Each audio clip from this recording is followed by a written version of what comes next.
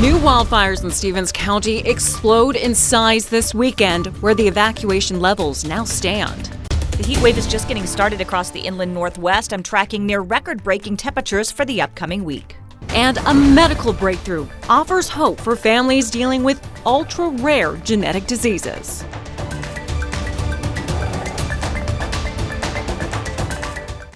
Thanks for making KREM 2 News your news source at 5 tonight. I'm Cody Proctor. We start off this hour with tracking wildfires tonight. The entire town of Northport's under a level 1 be ready evacuation tonight as 2 fires burn in Stevens County. Those fires also prompted level 3 evacuations. Let's take a look right now at this look at the Crown Creek fire. Fire officials say it started Friday between Kettle Falls and Northport.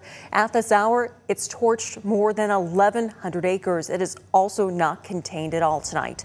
It is also growing fast through heavy timber and rocky terrain thanks to those winds that have also come through that area. The other fire that we're also tracking is the Black Hawk Mountain fire. That's also nearby. That fire stands at about 55 acres. Smoke jumpers were deployed on that fire.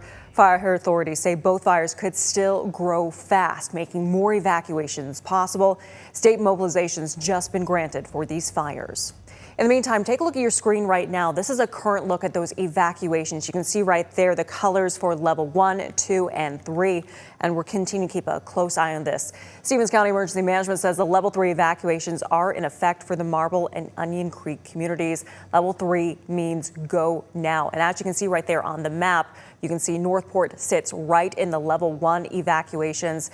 The American Red Cross opened up an evacuation shelter at the American Legion Post 146 in Kettle Falls for people needing a place to go if they're evacuating. In the meantime, as we continue to track these fires, we are feeling the heat. It is dry out there, and we have a weather impact alert as for the rest of our holiday weekend. Meteorologist Michelle Boss joining us now in the Outdoor Weather Center tonight. Yeah, the heat's really just getting started. We had low 90s yesterday. We're seeing a lot more mid 90s today.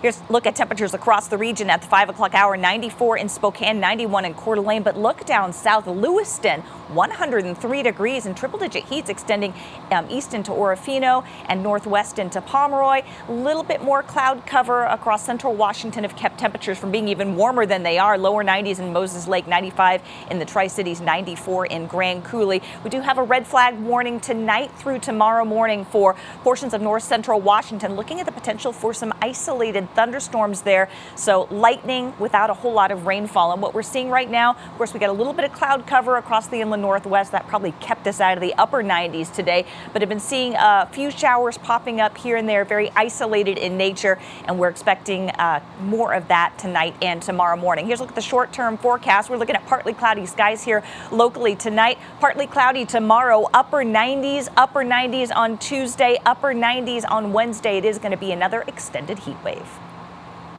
Michelle, thank you so much. Another headlines tonight, the Trump administration faces pushback for a plan to send federal troops to Chicago in response to violent crime. Illinois Governor J.B. Pritzker condemned the plans, calling it an invasion. He also says violent crime is down 50% and federal troops don't belong in cities unless there is an insurrection. Another top headline tonight, mass services resumed this weekend in Minneapolis, just steps away from the site of a deadly school shooting from earlier this week.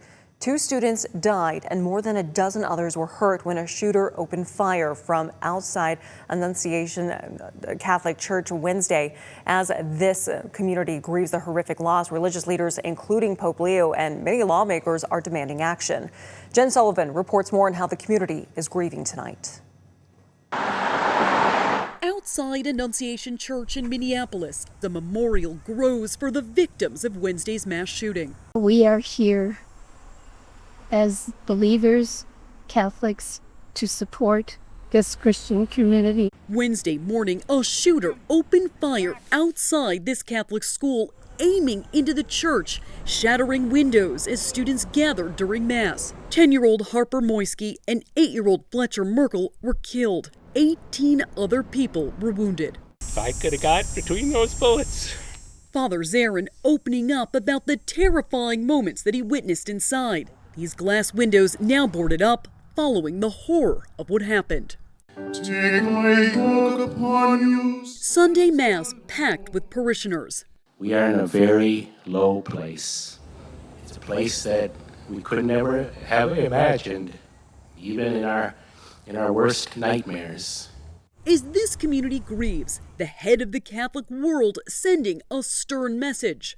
Our prayers for the victims of the tragic shooting during a school mass in the American state of Minnesota. Let us plead God to stop the pandemic of arms, large and small, which infects our world. Many Minnesota leaders now demanding action. It is important for us to make sure that we are offering a slew of solutions. One is to make sure that we are getting rid of assault weapons in our community. Minnesota Governor Tim Walz is also reportedly considering holding a special session on gun legislation. I'm Jen Sullivan reporting.